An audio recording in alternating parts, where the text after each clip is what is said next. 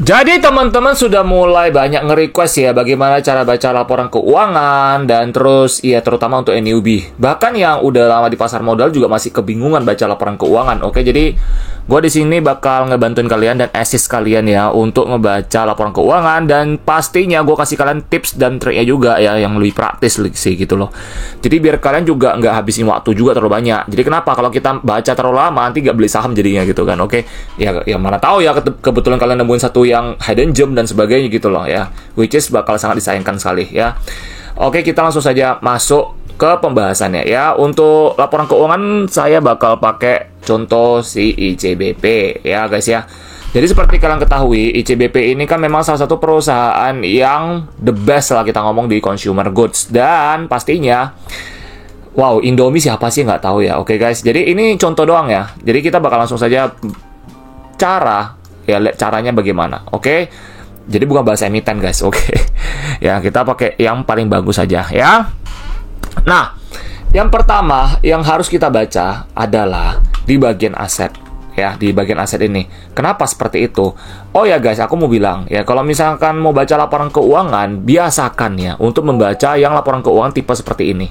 Oke. Kenapa? Karena gini, kalau misalnya kita pakai yang tipe seperti ini bakal lebih detail sih guys ya formatnya ya. Jadi kita pakai ya seperti ini aja. Kalau gue sih anjurin seperti ini guys ya. Nah, kita langsung saja masuk dulu ke pembahasannya. Nah, ini laporan keuangannya di sini ya.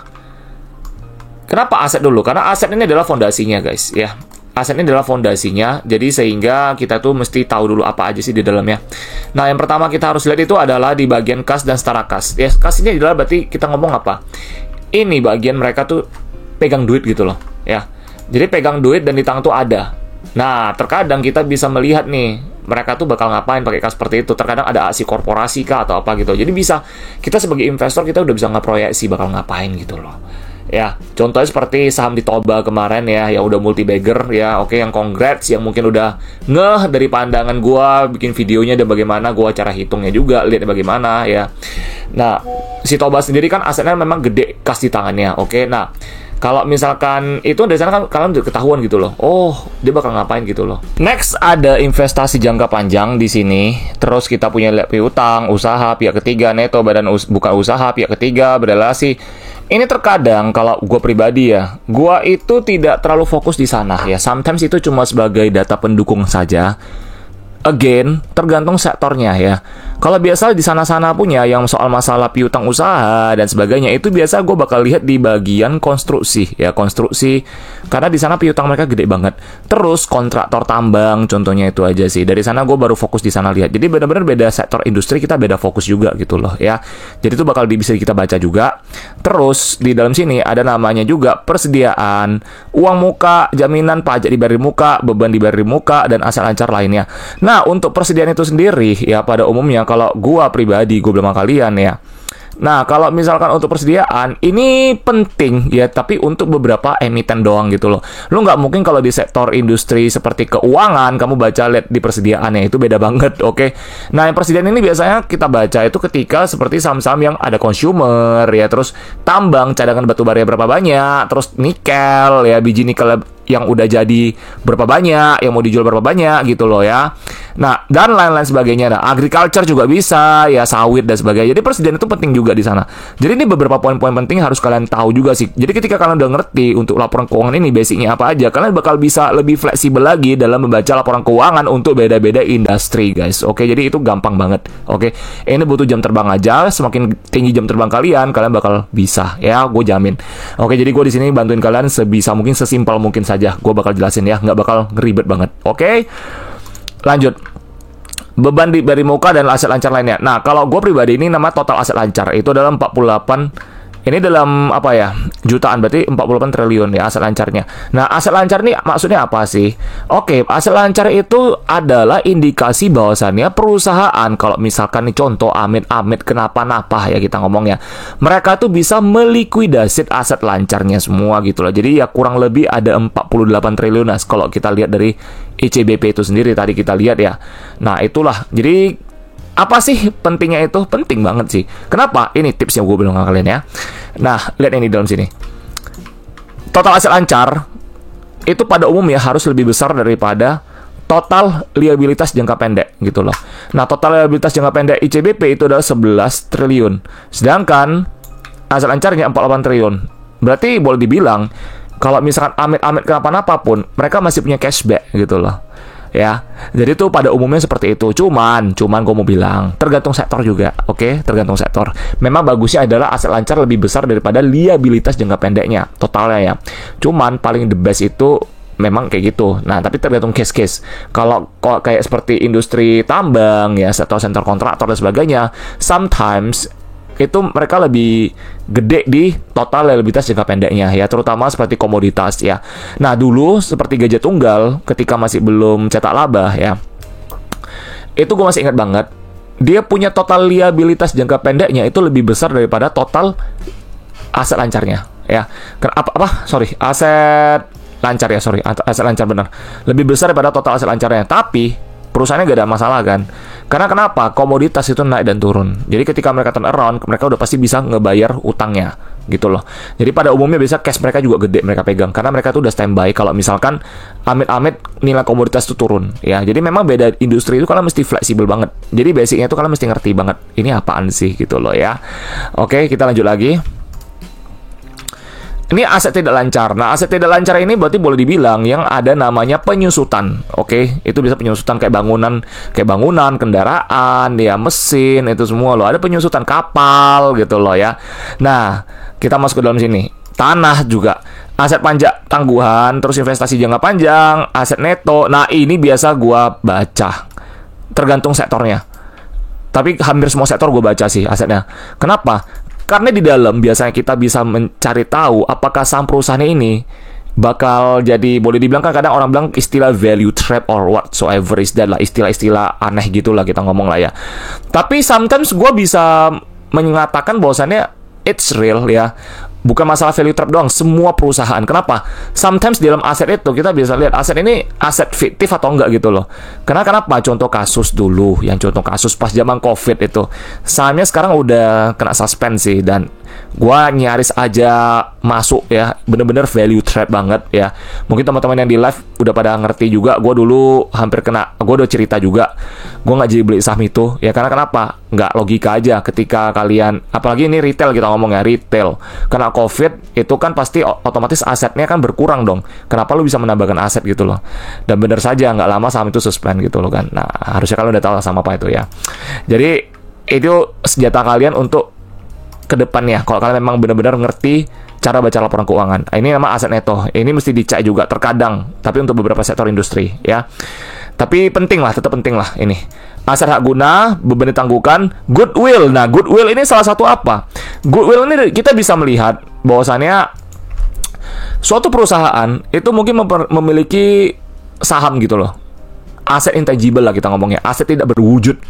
Goodwill itu biasanya pada umumnya mungkin seperti saham ya, mungkin seperti aset-aset yang memang gak ada wujudnya gitu loh.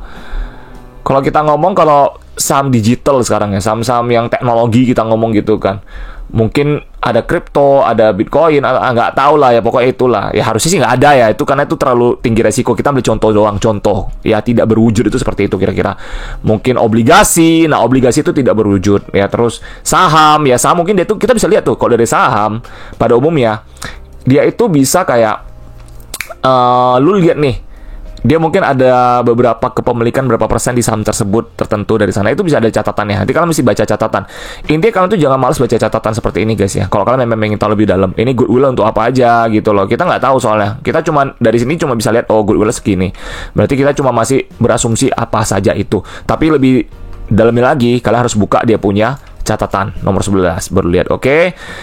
Aset tak berwujud, neto aset tidak lancar lainnya. Oke. Jadi total aset itu adalah 130 juta. Nah, total aset ini adalah seluruh aset yang ditambahkan, baik yang lancar dan tidak lancar. Oke, ingat, yang tidak lancar itu punya penyusutan, ya. Yang lancar itu yang bisa dilikuidasi. Oke. Nah, pada umumnya juga aset tidak lancar ini itu nggak gampang kenapa namanya tidak lancar? Karena memang nggak lancar gitu loh. Dan lu mau likuidasi juga lama banget. Tanah itu nggak bisa dijual hari ini, lu jual langsung dapat duitnya, nggak bisa. You can do that, oke? Nah, lanjut lagi. Kita lihat liabilitas dan ekuitas. Kita masuk di sini, ya. Nah, untuk liabilitas jangka pendek, ya kita ngomong ini jangka pendek. Nah, ini biasa sih gue lihat banget sih, utang jangka pendek ini sih. Gue sih biasa lihat banget.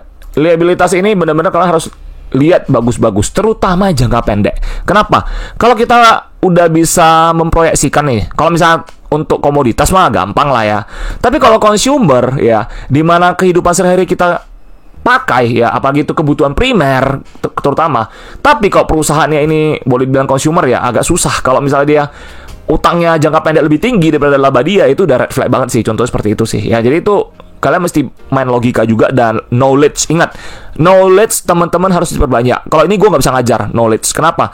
Knowledge itu adalah keproaktifan kalian terhadap suatu emiten. Atau mungkin dalam kehidupan sehari-hari kalian gitu loh. Kalian tuh observasi sekitar kalian, observasi industri tambang itu gimana. Kalian tuh harus proaktif banget. Kita tuh nggak boleh mager. Oke, kita sebagai investor tuh harus aktif. Oke, aktif kita cuma cepet kok, cuma 3 bulan sekali kok ya.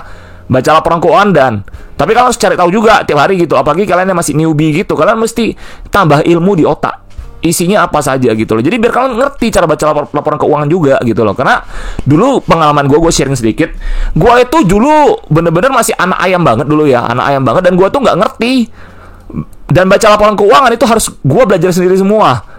Dan dengan cara apa? Gue menambah knowledge, wawasan gue untuk setiap segmen industri. Kalau gue merasa ini industri baru dan gue rasa ini menarik, gue bakal memperdalamnya lagi. Apa saja sih ini seperti ini. Jadi logika dan ilmu pengetahuan itu penting banget guys. Ya kalau kalian mau jadi investor saham, ya ingat bukan pemain ataupun jadi trader. Beda ya itu ya. Itu udah beda dunia guys. Oke, ini benar-benar invest and invest. Oke, lanjut dulu. Pokoknya gue tuh masih ingat. Bursa saham itu adalah tempat mentransfer uang dari orang nggak sabaran ke orang yang sabar. Seperti kata Pak Lo Keng Hong. Terus itu juga kata-kata dari Pak Warren Buffett juga sih. Ya jadi panutan kita semua lah ya. Oke, opah. Lanjut dulu. Nah, next.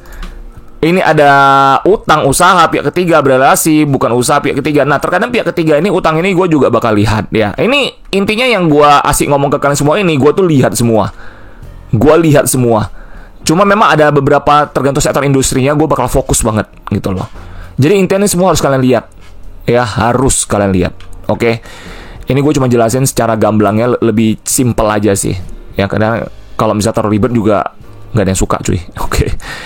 Nah, kita masuk lagi, ada beban akrual. Nah, beban akrual ini apa? Ini sebab beban akrual ini adalah dia punya expenses, berarti dia punya usaha lah, kita lebih tepatnya lah ya, untuk kayak mungkin dia punya beban-beban pembuatan ya, terus ya lebih ke beban usaha lah kita ngomong lah. Terus beban-beban yang kayak lebih gimana bilangnya? Untuk proses bisnisnya lah kita ngomong akrual itu, expenses lah ya, actual expensesnya. Ini terkadang gue lihat juga di bagian smelter ya, smelter seperti nikel ya, mungkin tembaga ya, terus batu bara juga ya, biaya produksi lebih tepatnya, biaya produksi sawit juga gitu loh, lebih ke komoditas sih biasanya sih. Tapi itu juga penting dicari tahu ya, buat nambah wawasan juga boleh kalau kalian mau. Tapi kalau untuk hitung valuasi itu penting banget kalian lihat ya, tergantung sektor industrinya. Again, tergantung sektor industri. Lanjut. Liabilitas imbalan kerja karyawan ini buat nambah pengetahuan boleh ya, biar kalian cari tahu juga. Oke. Utang pajak ya. Utang pajak ini berarti dari dia punya bisnis ya, utang pajak berapa banyak ini juga harus dilihat. Utang jangka panjang yang jatuh tempo dalam waktu 1 tahun ini penting banget ya. Utang jangka panjang yang penting ini tempo dalam waktu 1 tahun. Berarti kita itu udah bisa memproyeksikan apakah laba dia ke depan ya bisa menutup utangnya gitu loh. Dan kita bisa lihat utangnya itu dari catatannya, yang mana mau jatuh tempo duluan. Jadi kalian bisa cari tahu yang mana duluan. Jadi kalian bisa proyeksikan nih, oh ini laba segini, apakah ini bisa bayar atau enggak gitu loh. Ya kalau enggak, wah amsyong lah kalian ya. Oke. Yang mati lah itu ya. Wah ini masih kena PKPU nih gitu loh ya. Jadi kemarin ini bonus hints lagi buat kalian. Pentingnya laporan keuangan itu kenapa? Jadi gini, di luar laporan keuangan kita butuh knowledge ya, tapi laporan keuangan itu sebagai senjata utama kalian juga gitu loh. Knowledge itu adalah pelurunya gitu loh, kayak pistol dan peluru gitu. Nah, laporan keuangan kalau misalnya kita lihat nih, kalau misalkan udah ada indikasi PKPU, kita bisa menghindar. Nah, kalau di Bursa Efek sendiri, lu mau apapun tatonya, itu mungkin masih bisa selesai lah ya. Masalah hukum, keterlambatan laporan keuangan, itu semua ya lu masih bisa selesai lah ya. Itu nakal-nakal gitu ya. Cuman kalau udah namanya masalah utang guys, itu sudah waduh. Apalagi PKPU itu bisa potensi delisted kalau suspendnya belum selesai juga gitu loh. Cuman PKPU dan sebagainya kalian harus lihat juga. Contoh dulu zaman-zamannya INKP di PKPU cuma berapa juta doang, berapa puluh juta doang ya. Ya itu lu juga pakai logika lah, perusahaan segede itu pasti bisa bayar lah, ngapain kalian takut gitu loh. Which is dulu tuh zaman-zaman orang pada takut semua karena ini gini, orang itu nggak tahu mereka tuh beli apa gitu loh. Jadi mereka tuh takut gitu loh. Takut banget gitu. What the fuck man. Jadi analisa please guys ya, please banget kalian benar-benar beralihlah ke sisi investor. Oke, biar kalian tahu kalian beli apa. Jangan memperpendek umur. Kalau kalian kayak gini caranya, memperpanjang umur yang ada. Beli saham, harga atau valuasi naik turun, itu you doesn't give a fuck anymore. Oke, hidup kalian nyaman, enjoy. Takutlah sebelum membeli saham. Tapi setelah itu, bersantai-santailah setelah membeli saham. Oke, karena menunggu itu bosan. Ya, tapi itu cara paling benar. Oke, lanjut. Liabilitas sewa, ini semua lah ya, total liabilitas jangka pendeknya. Jadi ini penting ya, kalian harus baca seperti itu juga. Liabilitas jangka panjang, utang jangka panjang setelah dikurangi bagian yang jatuh tempo dalam untuk setahun. Ya, ini juga kalian bisa baca nanti di catatan-catatannya ya. Ini kalian jangan males. Tapi tergantung sih, sometimes gue juga nggak baca karena ini jangka panjang biasanya ya tergantung sektor industri juga ya. Gue tuh bakal lebih kritis lebih ke jangka pendek sih ya, terutama untuk segmen-segmen properti yang pokoknya cyclical lah. Segmen cyclical itu gue lebih fokus ke jangka pendek. Tapi kok jangka panjang ya cuma nambah wawasan kalian aja lah. Karena kenapa? Jangka panjang ini mungkin tahun depan di laporan keuangan dia bisa masuk ke jangka pendek. Gitu sih. Ngerti ya? Dapat nangkep ya maksud gue ya. Jangka panjang nanti bisa masuk ke jangka pendek liabilitasnya. Karena kenapa? Udah mau jatuh tempo. Gitu. Oke. Lanjut lagi. Dikurangi bagian jatuh. Oke, utang bank, obligasi. Nah, utang obligasi ini terkadang ya, ini bisa menjadi beban tersendiri dan kalian harus cari tahu dia obligasi apa dulu nih. Obligasi dalam dolar kah atau rupiah kah? Ya, kalau namanya utang obligasi itu banyak.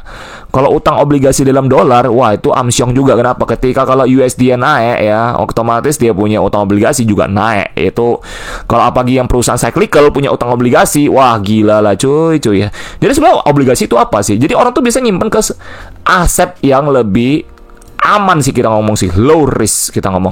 Nah, di obligasi sendiri kalian kan bisa dapat bunga tiap tahun ya, mungkin berapa persen, 2-5% kali ya. Ya correct me if I'm wrong, oke. Ya cuma gua nggak tahu kalau dalam USD berapa persen.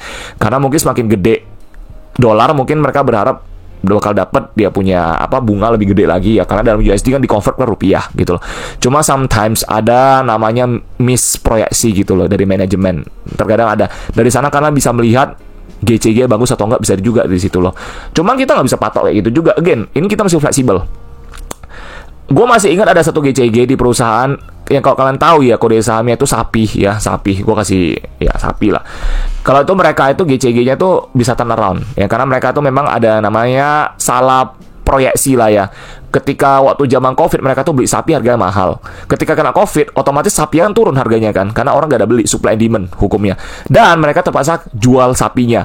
Berarti orang boleh bilang apa? Cut loss lah kita ngomong lah ya. Jadi mereka tuh rugi di sana, di sapinya gitu loh. Tapi setelah seiring berjalan waktu, konsumsi akan sapi itu makin meningkat karena supply and demand yang sudah balik. Maka kenapa bisa tercermin dari laporan keuangan mereka tuh udah mulai turn around gitu loh. Ya, dan GCG-nya bukan GCG jelek juga, itu bagus karena mereka tuh bisa memperbaiki itu semua. Kelihatan kok dari dia punya kinerja keuangan kok gitu loh. Ya, jadi cara melihat GCG juga bisa dari laporan keuangan juga. Mereka bakal ngapain gitu loh. Apa yang mereka lakukan, apakah ada mismanagement atau misproyeksi juga ke depannya gitu loh. Kalian bakal seperti apa. Nah, itu semua dari laporan keuangan bisa kalian tebak gitu loh. Dan kita biasa tiap malam udah nge-review perusahaan banyak dan kita langsung bisa ngejudge ini GCG oke atau enggak dari laporan keuangan semua gitu loh. Oke, lanjut lagi. Seru ya kalau ngomong laporan keuangan kayak gini ya.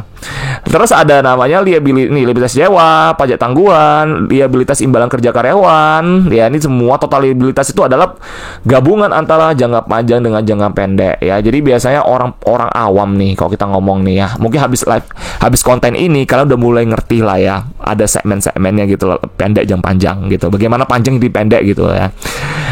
Jadi orang umum itu biasa pada orang awam ya. Mereka itu bakal kayak gini. Utangnya besar banget. Tapi mereka tuh gue nanya, utang apa dulu nih yang besar? Kalau udah seluruh utangnya, ya iya pasti besar. Tapi kita mau yang kita fokuskan itu apa? Yang jatuh tempo dalam waktu 1 tahun. Itu kita fokuskan, jangka pendek dulu. Oke? Ibarat kata kereta api lah ya. Kereta api itu yang duluan mana? Depannya dulu ya. Baru belakangnya kan. Nah, analogi seperti itu. Oke, lanjut. Iya, kita lanjut ke bagian ini. Nah, ekuitas. Ekuitas itu apa sih? Ekuitas itu adalah modal perusahaan. Ya, modal perusahaan untuk boleh dibilang kayak, mau bilang capex sih, kok capex beda. Itu capex itu untuk modal kerja. Ekuitas itu adalah uang yang ada dalam perusahaannya gitu loh. Modal kerja lah, ya modal kerja lah jatuhnya, modal kerja. Modal kerja jatuhnya. Nah, jadi biasa ekuitas ini bakal bertambah. Kalau misalkan dari perusahaan nih, mungkin dari labanya dia punya keuntungan lebih, maka dia bisa langsung setor ke ekuitas, suntikan dana lagi ke perusahaan. Itu modal kerja sih jatuhnya sih. Capex lah kita ngomong lah ekuitas tuh. Tapi dari saham juga bisa sih. Ya, penambahan saham itu dari mana? Namanya private placement. Ya, private placement itu adalah di mana perusahaan ya cara belak-belakannya minta duit dari rakyat, apa, dari pemegang saham ya. Kok bumbulah rakyat pula. Ya masyarakat lah, kita ngomong seri B lah ya. Jatuhnya saham seri B ya. Jadi kalau misalkan ada yang tebus, otomatis itu kan masuk ke dalam ekuitas perusahaan gitu loh. Beda sama reissue. Reissue itu langsung masuk ke kantong owner, nggak ke perusahaan. Jadi nggak bakal tercatat dalam ekuitas. Ya. Nah, jadi ya agak lucu ya minta duit dari rakyat. Dari retail kali ya, dari retail. Dari pemegang saham lah kita ngomong lah, ya, pemegang saham lah ya, lebih keren kita ngomong gitu. Kok itu lebih gaya bahasa lebih kampungan sih gitu. Ya, oke, jadi pokoknya intinya seperti itu ya. Catatan lagi, seri A dan seri B itu adalah dua saham yang berbeda. Seri A itu lebih ke pengendali. Ya, lu mau jadi pengendali perusahaan atau lu mau jadi pemegang hak suara terbesar di dalam perusahaan. Ya, seri B itu biasa retail lah, seperti kita ini yang duitnya masih receh ya, atau retail-retail yang punya duit gede seperti Pak Lo Keng Hong yang private placement di BMTR dan beliau beli 200M. Tapi duitnya itu mengendap di mana? Kan di perusahaan si 200M-nya itu loh. Maka kenapa ekuitas BMTR bertambah? Karena itu, guys. Oke, jadi banyak yang nanya, kenapa bisa nambah? Kenapa bisa nambah asetnya? Ya karena ada duitnya Pak Lo Keng Hong juga, guys. Oke, 200 miliar atau kemarin tuh kalau nggak salah ya, beli harga 200. Oke, itu dia. Itu private placement. Ya, private placement. Itu ada bisa tambah ekuitas perusahaan juga. Ya, dari saham. Ya, lembaran saham kita ngomong. Nah, ini di sini kelihatan banget modal saham berapa ya disetor. Nah, ini kan dia nggak ada peningkatan nih, nampak nggak ada peningkatan nih. Berarti tandanya ini mereka nggak ada melakukan aksi korporasi seperti namanya private placement. Oke. Atau mungkin mereka ya aksi korporasi untuk menambahkan ekuitas lah kita ngomong lah. Gitu. Ya, jadi seperti itu sih. Nah, kita lanjut lagi, kita masuk lagi. Nah, ini namanya selisih atas perubahan ekuitas entitas anak dan dampak transaksi dengan kepentingan non-pengendali. Nah, kepentingan non-pengendali ini boleh dibilang ya kayak gue bilang, itu saham-saham seri B, tapi bisa punya mayoritas gitu loh. Mereka punya pegang banyak, non-pengendali. Beda. Oke, ingat itu ya. Terus selisih kurs. Nah, selisih kurs ini terkadang atas penjabaran laporan keuangan. Ini penting juga, tergantung segmennya. Kalau misal kita ngomong segmen seperti batu bara ya, terus segmen-segmen seperti kontraktor tambang ya, itu yang pokoknya tambang-tambangan lah itu ya. Selisih kurs itu penting banget ya. Atau energi, sektor energi. Itu contoh kasus pembelajaran adalah di Raja. Dulu gue tuh agak bodoh, itu stupidnya. Ini gue juga sharing ya. Gue tuh dulu itu memang tipe investor yang suka pindah sana sini ya. Awal-awal gue tuh masih udah mulai tahu value investing gimana, enak banget. Gue tuh pengen punya saham ini, jadi kebanyakan portfolio gue jadi gak maksimal gitu loh. Makanya gue bilang sama kalian, maksimal portfolio itu di saham itu adalah 5 saja. Oke, 5 saja. Dan kalau memang kalian mau tambah lagi, mentokin 7 doang. Itu kalau kalian ketemu yang bagus banget sebagai catatan. Oke. Tapi kalau memang kalian tuh udah sakne berat ya, sakne banget ya, kayak udah hot banget lah badan kalian, udah panas banget. Gua bisa bilang 10. Tapi banget. Please, bukan saham-saham aneh. Tapi bener-bener wow banget. Boleh dibilang blue chip lah kita ngomong. Ya, gue sampai hari ini aja saham gue cuma 6, tapi satu udah rally, bahkan satu lagi soon bakal rally juga sih. Berarti gue tuh udah kehitung ya 6, cuman udah rally berarti tinggal 5. Ya, gue bisa nambah kalau gue ketemu yang bagus, tapi kalau enggak sih gue bakal fokus di sini aja sih, gitu aja sih ya. Oke, lanjut. Dari sana bisa kelihatan. Oke, selisih kurs itu kayak balik lagi ke raja. Jadi raja itu pembelajaran gua juga ya. Raja itu gua udah hitung, dia tuh kerugiannya di selisih kurs. Dan benar saja ketika setelah Covid, selisih kurs yang membaik dan labanya gede, dan ternyata sekarang sahamnya udah ke 2000-an. Memang gua goblok dulu sih anjir. Pindah sana pindah sini ya perusahaannya gitu loh. Jadi gua tuh beli di 120 atau 150-an, gua lupa lah. Pokoknya sekitar 100-an lebih. Terus gue jual cuma di 200-an karena gue udah hitung nilai wajar 800 dulu. Itu di harga, gue hitung nilai wajar 800 tuh ketika harga saham raja ini di sekitar 200 lah ya. Iya bener, 220. Gue masih ingat 220 atau 210 lah gue hitung gitu loh. Well, sekarang 2000-an ya. Itu namanya miliarder yang tertunda ya. Jadi gue tuh belajar pengalaman terus ya. Jam terbang gue makin tinggi. Jadi gue sekarang udah Oke, kalian udah tau lah gue multi bagger di mana ya. Oke, lanjut dulu lagi. Gue nggak mau flexing anjing. Oke, jadi lanjut. Itu pembelajaran sharing buat kalian. Laba yang belum terrealisasi dan aset dari aset keuangan. Ya, ini juga saldo laba, cadangan umum, belum ditentukan penggunaannya semua ini. Oke, ini bukan dihitung juga. Nah, biasanya kalau memang mereka ada penggunaan ya, biasa di laporan keuangan itu kalian bakal lihat sih kenapa ekuitasnya berkurang. Nah, itu kenapa? Itu biasa bisa dipakai untuk bayar utang kah, atau mereka mau ekspansi atau gimana, kita nggak tahu. Nah, cara-cara tahu gimana? Kalian bisa lihat dari arus kas. Nanti habis ini kita bakal masuk ke sana ya, teman-teman semua ya, yang pemula. Oke, mungkin otak kalian mungkin udah mulai panas kepalanya ini ya, tapi chill, oke. Gua saranin kalian nonton video ini di tempat yang agak sepi karena biar bisa keserap. Bila perlu kalian catat di buku catatan. Setiap kali gua suruh teman-teman catat di buku catatan. Oke. Karena gue dulu saja gue catat terus ya. Gue belajar, pada gue otodidak belajar sendiri semua gitu. Tapi gue catat sendiri. Gue tahu apa hari ini gue catat karena gue proaktif orangnya. Ya, lanjut. Ekuitas yang dapat diatribusikan ke pemilik entitas induk. Berarti ekuitas dia bertambah. Otomatis book value dia bertambah. Book value dia pasti bertambah. Karena kan yang bisa diatribusikan ke pemilik induk kan berarti berapa? Tambah 2M ya berarti ya. Iya, tambah 2M. 2M-an berarti ya. Iya, 2M-an berarti tambahnya gitu loh. Berarti tandanya dia ini ada peningkatan ekuitas gitu. Ya, ini berarti dari mana ekuitasnya? Ya ini cadangan umum belum ditentukan penggunaannya gitu loh. Jadi mereka itu pakai yang ini ya. Jadi ingat guys ya, modal saham itu beda. Pokoknya yang namanya modal saham itu juga modal. Tapi kalau untuk modal kerja itu dari dia punya yang ini. Yang modal-modal saldo laba dia itu loh. Itu bisa bertambah bisa berkurang tergantung situasi. Ya ingat. Jadi kalau private placement itu penambahan ekuitas juga di perusahaan tapi melalui saham. Oke? Itu beda. Ya ingat ya, itu dua hal yang berbeda ya guys ya. Oke, lanjut lagi. Yuk. Nah, ekuitas dapat diatribusikan ke pemilik induk. Kepentingan non pengendali segini. Ya, jadi total ekuitas dia 69 triliun. Berarti ada penambahan book value. Total ekuitas dan liabilitas itulah 130 triliun. Ini aset keseluruhan dia. Jadi kalau kita ngomong aset keseluruhan itu bakal ditambah semua.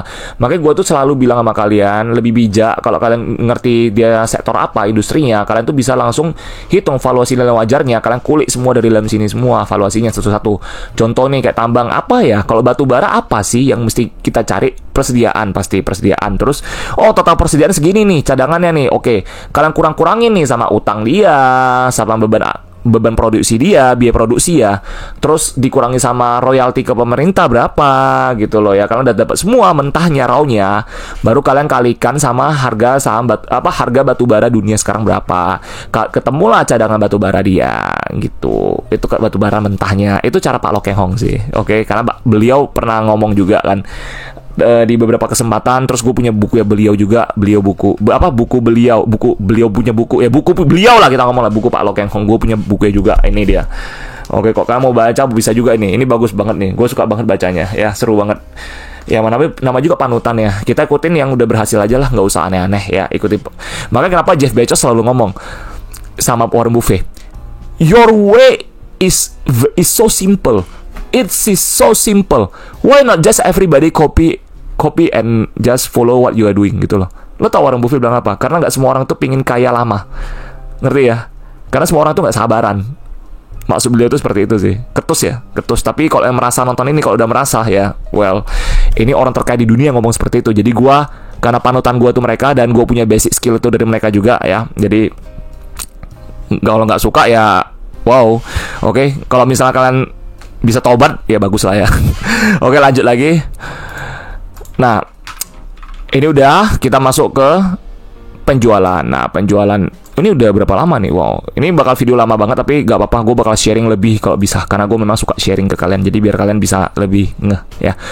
Kita masuk ke dalam penjualan. Nah, penjualan ini teman-teman ya, ini penjualan itu adalah sales ya.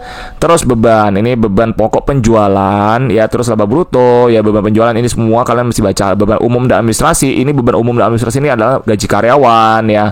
Mungkin kalian punya bos ya, itulah pokoknya dalam perusahaan lah, pokoknya lebih ke employee staff, oke. Dan lanjut lagi, ini ada beban penjualan dan distribusi. Ini biasa lebih ke dia punya, misalkan udah ada penjualan nih, kan ada beban-bebannya sih, gitu semua lo mungkin bayar inilah, bayar pasok lah, ini itulah ya, everything lah ya. Itu untuk yang kalian punya produk ya, produk pasti ada bebannya dong ya.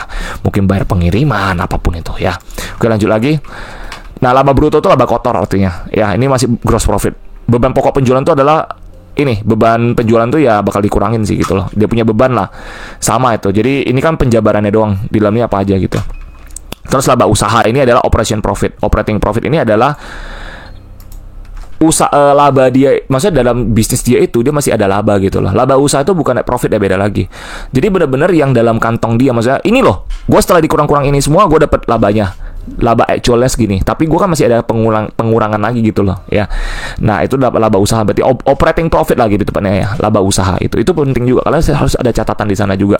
Itu dulu kalau nggak salah Pak Lo Keh Hong itu, beliau itu pas di United Tractor itu beliau lihat dari laba usahanya gitu loh. Nah, jadi itu fleksibel, lu harus fleksibel, lu mesti ngerti cara baca laporan keuangan itu bagaimana gitu loh. Karena wawasan penting lah ya, wawasan. Dan lu kalau nggak punya wawasan tapi baca laporan keuangan pasti lu mabuk pasti lu. Mabuk semabuk-mabuknya. Oke, wawasan, ingat. Wawasan ya. Masuk lagi. Nah, ini laba sebelum pajak. Nah, kenapa gue bilang tadi itu laba usaha ini belum kena pajak, pendapatan keuangan, beban keuangan, pajak final dan sebagainya. Nah, ini dia. Terus ada bagian atas rugi neto entitas asosiasi dan ventura bersama lainnya ya. Nah, ini pendapatan nih. Oke. Kalau dalam kurung ini apa pengurangan? Ya, di pengurangan namanya. Oke. Ini dia pendapatan, berarti dia ada joint ventures dari beberapa bisnis tertentu. Jadi dia ada laba gitu loh. Nah, joint venture sendiri kalian tuh bisa cari tahu, terkadang informasinya agak kurang lengkap ya. Terkadang masih belum dilaporkan juga ya. Contoh kasus itu seperti saham Digimon ya. Saham Digimon tuh ada joint ventures dengan Mehmet Limited ya. Cuman kan ternyata pas zaman COVID itu terpaksa sahamnya dijual. Nah, itu gimana cari informasinya? Lu harus proaktif, karena nggak bakal dicantumin dalam laporan keuangan kayak gituan gitu loh. Lu mesti cari tahu ya. Oke, itu proaktif ya. Sebagai investor jangan kaku. Ingat, jangan kaku guys ya, teman-teman pemula terutama ya, yang kalian masih bersih banget dari namanya dijebak-jebak sama orang ya. Ingat ya, terutama kalau yang trauma, mungkin yang ini bisa jadi healing juga sih sebenarnya sih. Video ini bisa jadi healing untuk orang trauma di saham juga sih. Karena kenapa? Mereka tuh lebih pintar jadinya. Oh, gue dulu dijebak, gue kayak gini. Kalian bakal tahu gitu loh ya. Lanjut lagi. Beban penghasilan pajak. Ini pokoknya laba periode berjalan ini adalah dia punya net profit. Nah, net profit per kuartal dia. Ini kuartal 1 berarti net profit dia segini. Ya, berarti ada peningkatan. Ya, ada peningkatan ini namanya. Oke. Gitu. Ya, itu kalian mesti baca catatannya juga satu-satu. Ya, kalau itu gue nggak bisa ajarin. Lu mesti baca sendiri. Niat. Kalau lu memang mau jadi investor saham. Ya. Oke, lanjut lagi. Nah, kita masuk ke ini penghasilan komprehensif lainnya. Nah, penghasilan komprehensif itu apa sih? Itu adalah penggabungan antara laba dari keuntungan dan kerugian, tapi belum dicatat gitu loh. Oke, itu ibaratnya kayak laba keuntungan dia lah sama kerugian dia, tapi belum direalisasikan gitu loh. Oke, jadi kayak gabungan gitu, rugi berapa, laba berapa gitu loh. Nah, cuma kalau dalam sini makanya kenapa ditulisnya komprehensif, tapi kan di sini jabarin. Nah, oke. Laba rugi berapa, selisih kurs penjabaran berapa. Nah, ini semua segini. Nampak ya? Jadi total laba komprehensif berjalan itu adalah 3 triliun gitu. Berarti cuma beda berapa? Cuma beda 4 gitu loh. Ini cuma komprehensif lainnya gitu loh ya. Jadi ini gue jujur gue nggak gitu perhatiin juga ini sih. Gue nggak gitu mendalamin ini juga. Karena bagi gue paling penting itu adalah laba periode berjalan dia. Gitu aja sih. Kalau kalian memang mau tahu lebih lanjut untuk komprehensif ini, karena dia nggak ada catatan masalah gitu aja sih ya. Cuma itu udah pasti dalam bisnis dia juga lah. Jadi nggak ada masalah. Itu cuma sebagai wawasan tambahan buat kalian semua juga ya, komprehensif. Nah, kalau misalnya teman-teman memang masih belum tahu, gue bakal ulangin lagi ya. Itu adalah pokoknya kalau secara benar-benar kata-kata yang lebih detail ya, itu adalah perubahan ekuitas perusahaan ya, yang mencakup laba bersih dan keuntungan atau kerugian lainnya. Oke. Tapi yang belum direalisasikan gitu ya, yang tidak tercermin dalam laba bersih. Oke. Ingat tuh kata-kata gue tuh. Yang tidak tercermin dalam laba bersih. Ya, gue ulang lagi. Laba komprehensif adalah perubahan ekuitas ya, perubahan ekuitas perusahaan ya, yang mencakup laba bersih, keuntungan atau kerugian lainnya. Oke. Yang belum direalisasi. Terus yang tidak tercermin dalam laba bersihnya. Oke. Itu gue mesti apa banget tuh ya, kata-kata gue mesti lebih bagus lagi tuh. Anjir. Ya bentar, kita lanjut lagi, so gue harus ambil laporan keuangan dia ya. Oke, lanjut lagi ya. Jadi itulah ya, jadi ini sebagai catatan aja. Oke, nah ini penting ini, bentar. Ini laba periode yang dapat diatribusikan ke induk, nah segini ya, bener ya berarti ya. Nah ke non pengendali sini, nah ke induk segini, ke non pengendali segini ya, total 3 triliun ya. Oke, jadi ini juga kalian mesti lihat juga, harusnya udah ngerti ya identitas induk sama non pengendali gimana. Oke, total laba komprehensif periode berjalan dapat diatribusikan ke pemilik entitas induk kepentingan non pengendali segini juga ya.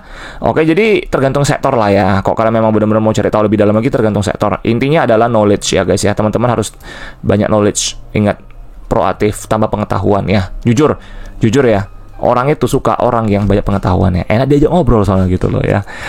Ya, oke, orang banyak pengetahuan tuh enak diajak ngobrol ya. Ya, seperti ya oke lah ya, boleh dibilang seperti gua lah ya.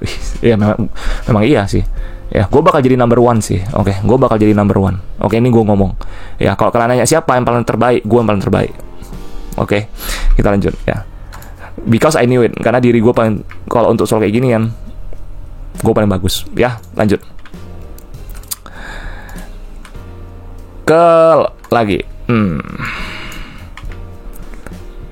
Lanjut ke bagian ini. Nah, kalau bagian ini bagian saham lah guys ya, bagian saham.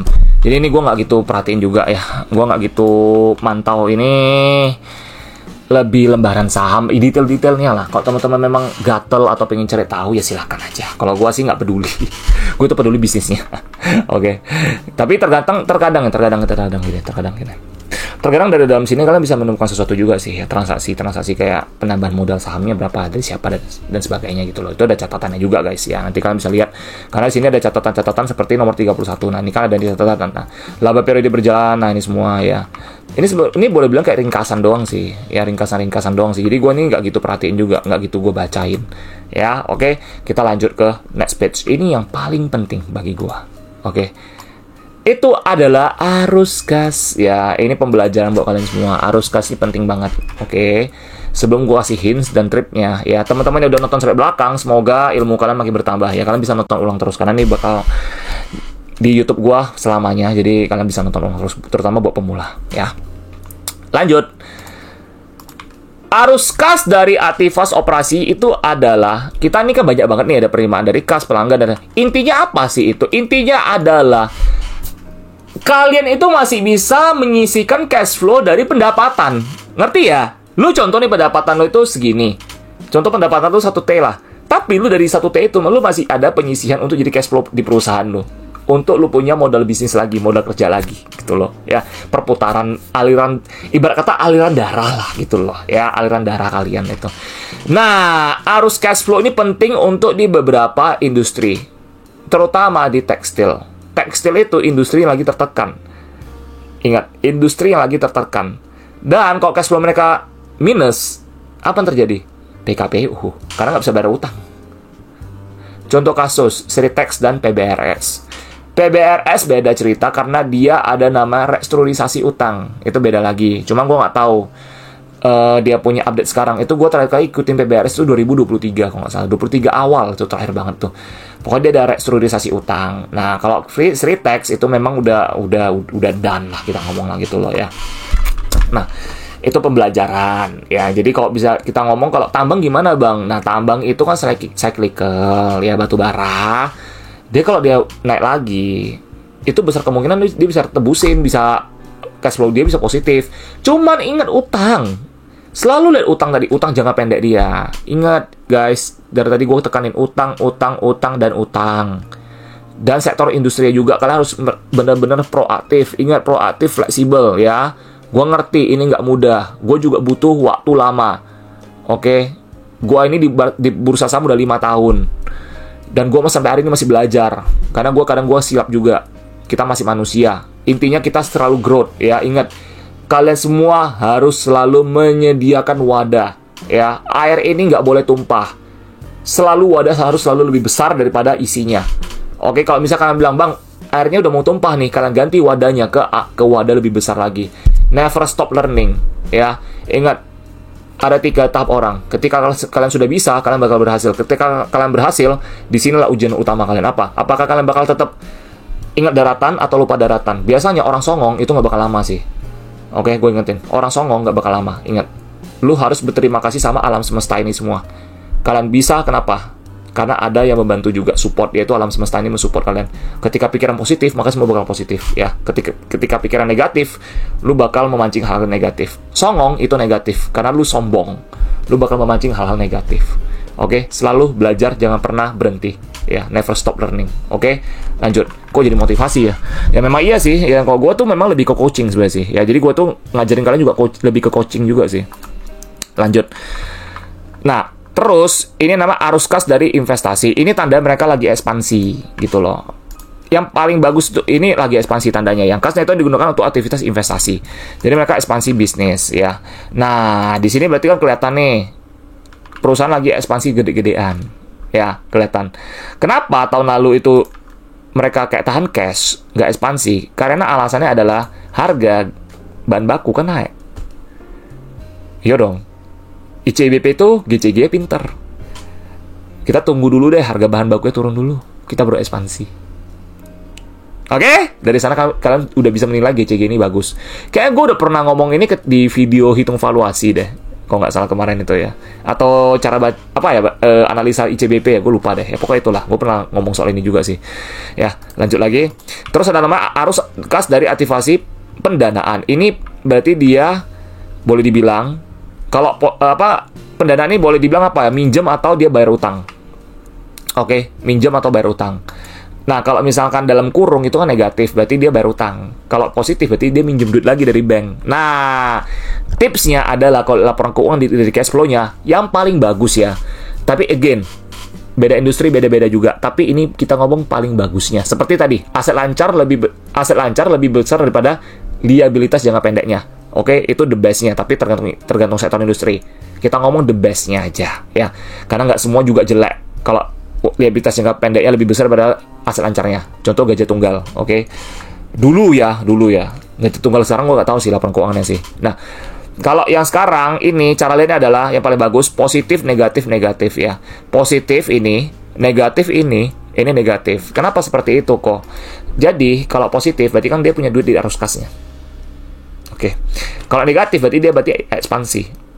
Oke. Kalau negatif berarti dia bayar. Kalau untuk yang aktivitas investasi ya ini ya. Yang investasi ini ya. Nah, ini berarti dia pakai duitnya untuk ekspansi. Kalau ini dia pakai duitnya untuk apa? Bayar utang ke bank gitu loh. Jadi dia tuh nggak minjem duit lagi dari bank terlalu banyak gitu. Kalau misalkan kayak gitu mah minjem duit terus mah lama-lama nanti bisa kelihatan tuh dari utangnya naik. Bisa kelihatan. Nanti kalian bisa ngecek tuh liabilitasnya naik, itu liabilitasnya. Kalian bisa lihat tuh. Oke. Ya, jadi itu aja sih. Ya, itu semua yang mau gua sampaikan buat kalian semua ya untuk laporan keuangan ini semua. Dan untuk catatan-catatan ini ya ini terserah kalian kok kalian mau baca ya. Dan ini biasa sih tertentu doang guys ya. Contoh kayak misalnya gua mau lihat asetnya nih. Kasnya berapa banyak nih? Nah, kas di mana aja nih? Nah, ini semua di sini. Ini lebih detail. Gue lebih suka baca seperti ini ya. Dan bank-bank yang kas di bank dia tuh gede banget di BCA ya, Bank Persero, Mandiri ya. Oke, ini semua. Nah, kalian baca di sini juga. Nah, investasi jangka pendek, piutang usahanya ya. Nah, pelanggan lokal, pelanggan luar negeri. Nah, piutangnya dari mana? Itu semua di sini ya. Ini setelah kalian bisa basicnya, kalian baca ini udah gak ada masalah sih guys ya. Ini nambah wawasan. Oke, persediaan, nah barang jadi, Bahan bakar ini gue nggak bakal hitung sih. Buat apa? Karena ini bukan bisnis utama dia gitu loh. Kalau untuk consumer seperti CBP gitu, persediaan dalam perjalanan ini gue hitung. Barang dalam proses gue nggak hitung karena belum cetak laba ini. Yang bakal kasih dia laba itu adalah bahan baku dan kemasan. Barang jadi. Bahan baku dan kemasan ini adalah dia itu udah mulai masuk ke dalam finalize ya. Jadi itu bakal dijual. Nah, ini semua. Jadi itu kalian bakal tahu juga. Karena itu bakal ada namanya sense of allergy, kalian bakal muncul lama-lama. Kalau kalian stay di jalan ini ya. Ingat, kalau kalian stay di jalan ini, jalan yang udah gue ajarin. Jalan gue ini juga jalannya Pak Lok Keng Hong dan Warren Buffett kok. Jadi, oke. Ya terserah teman-teman lah ya. Gue juga nggak bisa ngatur teman-teman. Itu duit kalian juga ya, bukan duit gue. Oke.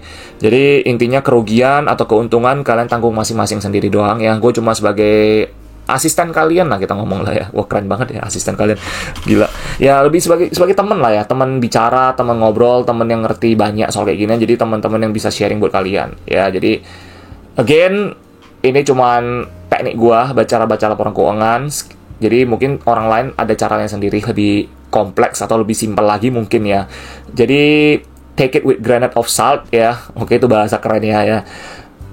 Yang penting APBN ya. Ambil positif, buang negatifnya. Oke, ingat sekali lagi. APBN, buang positif.